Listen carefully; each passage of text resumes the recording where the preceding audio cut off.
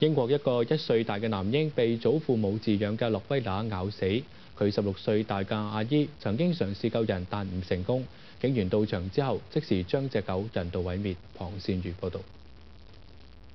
13個月大嘅赫斯特喺西約克郡佢祖父母屋企過聖誕。星期5下晝案發時，有一個7歲大女童照顧。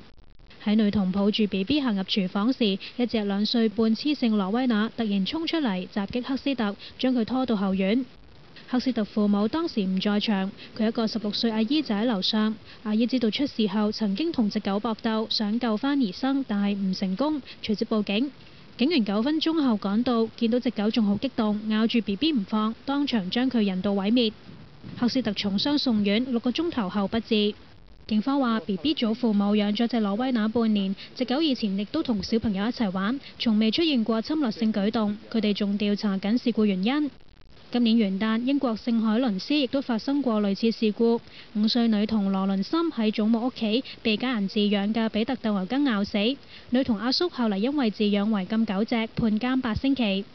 英國嘅危險狗隻法禁止飼養比特鬥牛梗，而今次涉及嘅羅威納就唔喺禁制範圍。有線電視記者龐善如報導。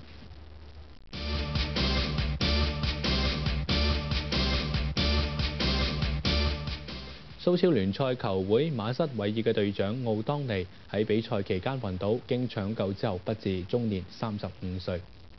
奧當尼喺星期6對登地聯嘅聯賽，下半場原本準備退下火線，但佢被換走前暈倒，喺場上接受5分鐘嘅治療都冇知覺，送院搶救之後最終不治。暫時未知奧當尼嘅死因，要等候驗屍確定。馬瑟韋爾喺球會網頁發表聲明，話奧當尼係球隊嘅精神領袖，對佢嘅離世深表哀悼，亦都會盡力為佢家人提供協助。蘇格蘭超級